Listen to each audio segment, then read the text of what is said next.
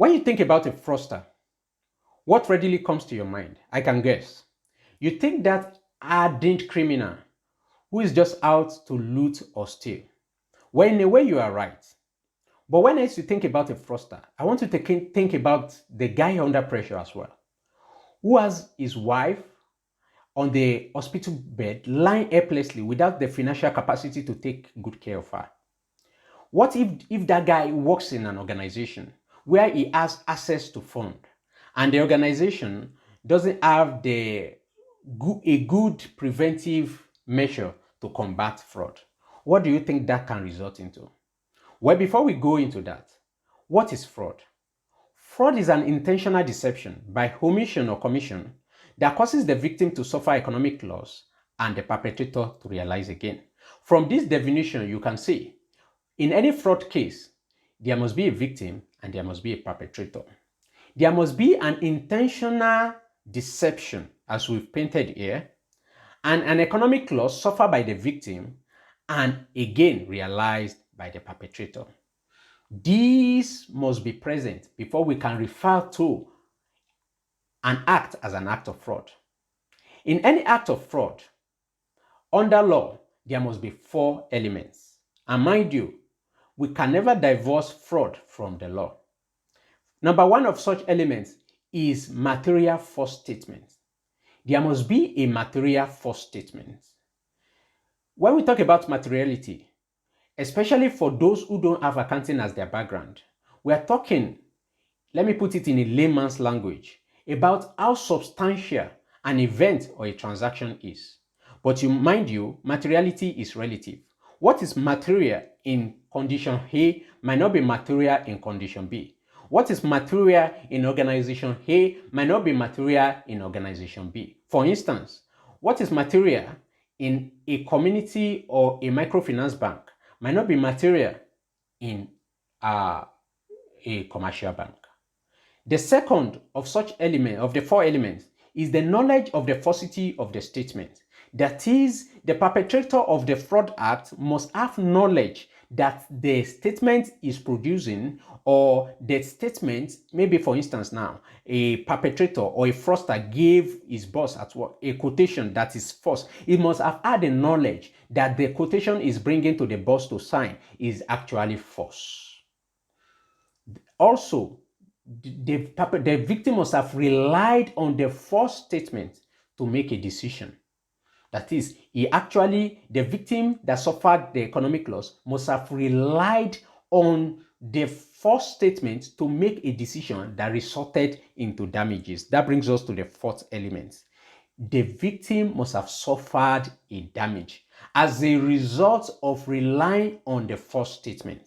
So, for instance, if a fraudster or a potential fraudster suggested or gave information to a potential victim, and the victim at the end of the day suffered an economic loss that is not as a result, indirectly or directly, of the false statement given by the fraudster, then we can't call that an act of fraud, because he didn't rely on that false statement to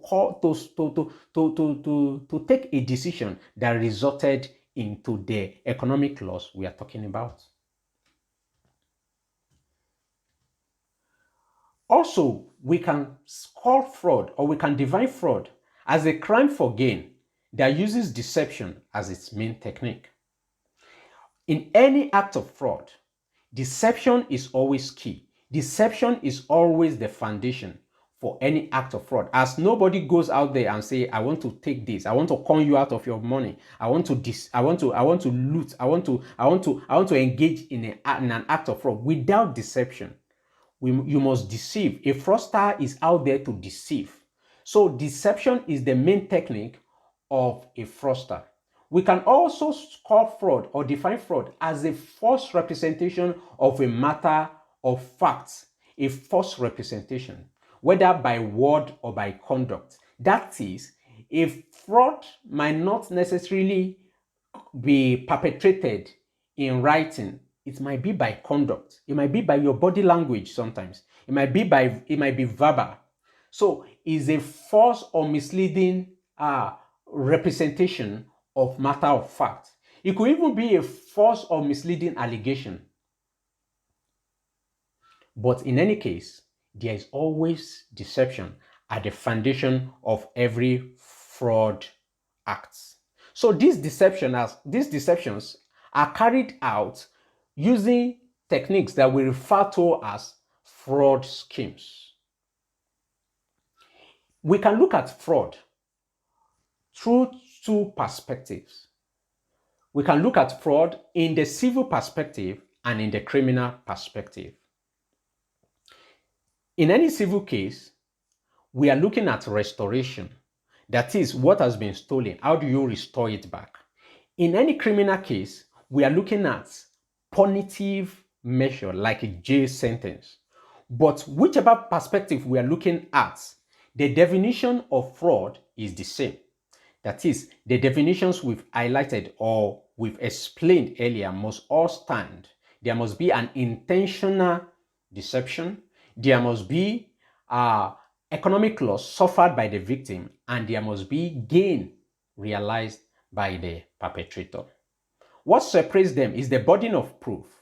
The burden of proof required when we are engaging on a criminal case of fraud is higher than that of civil case. That is, the prosecutor, for instance, needs to establish beyond reasonable doubt that there was an act of fraud. Also, under the civil case, we are looking at a liable party who has not stuck to his own term of contract or who has not fulfilled his own obligation, and as a result, there has been an economic loss suffered by the victim. So we are looking at a liable party that is liable to restore the victim back to his or her former economic status before the act of fraud. When we are talking about criminal perspectives, we are talking about a guilty party that could be sentenced to jail or something like that. So when we are saying liable party, we are looking at that fraud case in the civil perspective. When we are saying a guilty party, we are looking at that fraud case in the criminal perspective. But in any case as well, for us to establish that there is a fraud act in the first instance or a fraud case, there must be damages suffered by the victim. For instance, now, if an employee looted his organization to the tune of $3 million or naira, cedis, or any currency, the organization can seek for restoration by instituting a civil case against that employee, that fraudulent employee. Then you can take it up, the criminal aspect of it. Maybe they want him jailed or something. Under law, essentially, a criminal case is actually a case against the state. So it's beyond the individual organization that is the victim. It's actually a case against the state. So the state is looking at how do we prevent this kind of person from committing this kind of offense again. So we send him to jail. In the civil aspect of it, we are looking at how do we restore the victim. That is, how does the liable party restore? Maybe how does it pay back the $3 million that is stole in the first instance? So those are the two perspectives to fraud. In this lesson, in this class, we've been able to look at the different definitions of fraud. We've been able to look at the 4 elements of fraud, and we've been able to look at the 2 perspectives into looking at a fraud case.